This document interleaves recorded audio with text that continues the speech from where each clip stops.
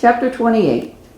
On a Saturday morning 2 weeks before Christmas, my dad was dragging me to the Tractor Supply store.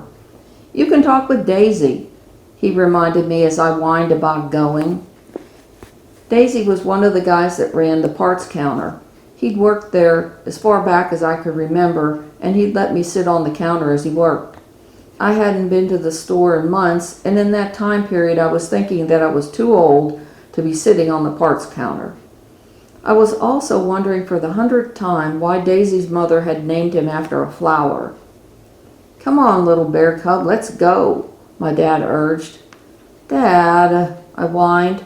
He had all these pet names he called me sometimes, and when I was whining he called me little bear cub. Mostly he called me Pumpkin.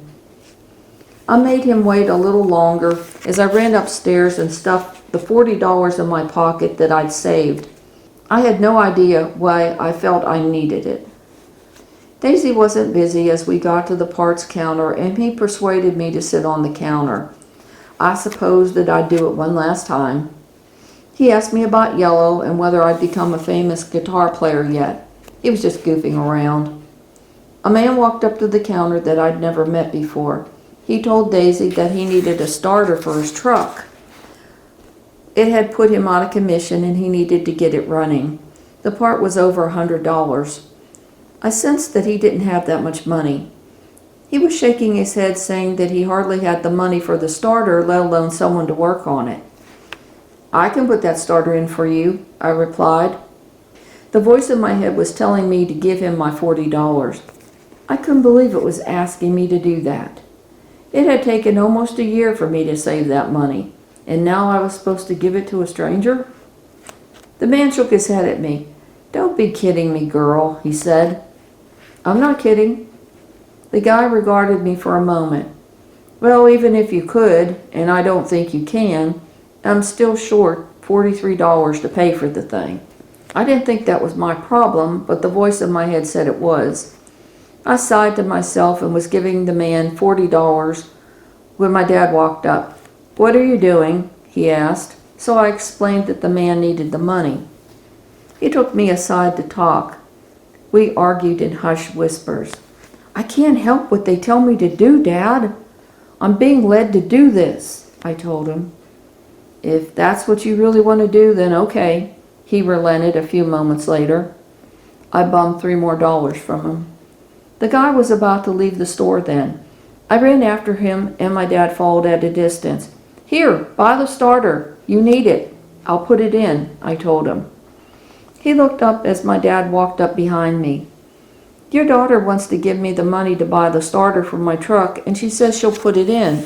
I'm not sure what to think of her." Daddy gave me the look, and then he turned back to the man. "She has a gift for mechanics, but I'll help her." The man was really grateful and asked a few times if I really wanted to give him the money. Later that day, my dad and I went over to the man's house, and he mostly watched as I put in the starter.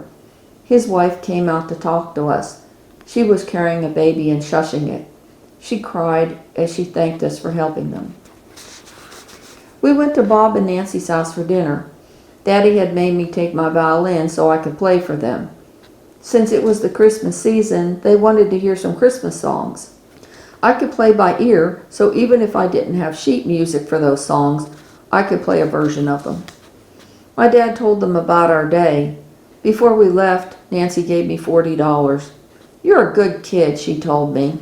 My dad said the same thing.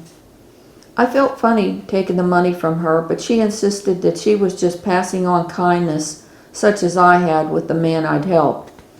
I had to think about all of that as I fell asleep that night, but it still made no sense. It was the end of December. We had gone out to eat at a local diner with Bob and Nancy. I was excited because the special was meatloaf, green beans, and corn, all my favorites. Bob kind of spoiled things a bit when he asked, "So how are your violin lessons going?" Mr. Doug fired me last month. He doesn't want to teach me anymore. He says that I made sacrilegious fun of Beethoven." Daddy and Nancy laughed while Bob replied, "That's no excuse for him to stop teaching you. I'm going to have a talk with him." He huffed a few other unkind comments out then. I really didn't know what the fuss was about. I stopped stirring around my corn at that point. But Bob, I can play the violin just fine. Pick out a song and I'll play it for you. That's what you wanted, right? For me to be able to play? She got you there, Daddy grinned. When Bob got a notion in his brain, he was normally full throttle until everything was solved in his mind, so I expected no less of this. I was wrong, though.